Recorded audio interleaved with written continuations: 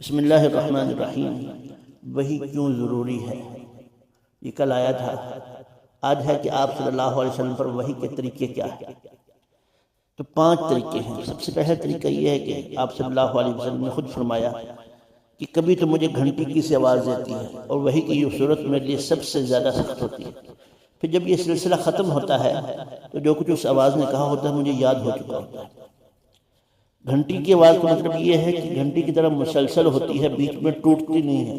دوسری گھنٹی کی آواز کسی ایک طرف سے نہیں آ رہی ہوتی، اس کے لیے کوئی سمت، کوئی جانب متعین نہیں ہوتی۔ ایسے ہی کلام الہی بھی سمت اور جانب سے پاک ہے۔ جب یہ طریقہ اس طریقے سے وحی نازل ہوتی تھی تو آپ صلی اللہ علیہ وسلم پر سخت سردی کے دنوں میں جب یہ کیفیت ہوتی تھی تو آپ صلی اللہ علیہ وسلم کو پیشانی مبارک میں پسینہ آ جاتا تھا،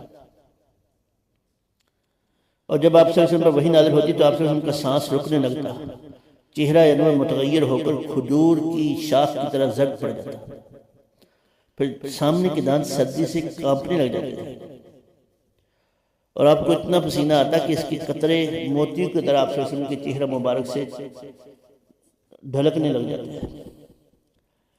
پھر وحی کی اس کیفیت میں اتنی شدت ہوتی کہ آپ کسی جانور پر سوار ہوتے تو وہ آپ کے بوجھ سے دب کر بیٹھ جاتا۔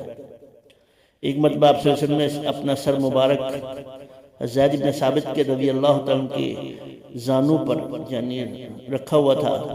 اس حالت میں وحی نازل ہونی شروع ہو گئی۔ اس سے زید رضی اللہ تعالیٰ کے ران پر اتنا بوجھ پڑا کہ وہ ٹوٹنے والی ہو گئی۔ بعض دفعہ دوسری صورت وحی کی یہ تھی کہ حضرت جبریل علیہ السلام کسی انسانی شکل میں آتے تھے اور اکثر دحیہ کلبی رضی اللہ تعالیٰ عنہ کی شکل میں آتے تھے۔ تیسری شکل یہ کہ جبریل علیہ السلام آپ صلی اللہ علیہ وسلم کے سامنے اصلی شکل میں آتے تھے، اور یہ صرف 3 مرتبہ ہوا ہے۔ ایک مرتبہ جب آپ صلی اللہ علیہ وسلم نے خود حضرت جبریل علیہ السلام کو ان کی اصل شکل میں دیکھنے کی خواہش ظاہر کی، دوسری مرتبہ معراج میں، اور تیسری مرتبہ نبوت کے ابتدائی زمانے میں۔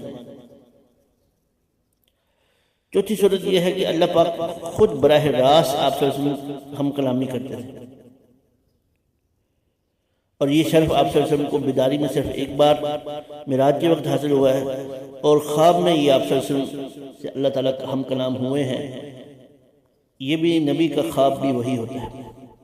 5ویں صورت حضرت جبریل علیہ السلام سامنے آئے بغیر آپ کے دل مبارک میں کوئی بات ڈال دیتے تھے، اور اس کو حدیث کی رو میں نفث فی الروع، میری دل کو یا میری روح کو یا میرے جسم کے اندر یہ بات ڈالی گئی۔ یہ 5 طریقے تھے جن سے وحی نازل ہوتی تھی۔ واللہ اعلم بالصواب۔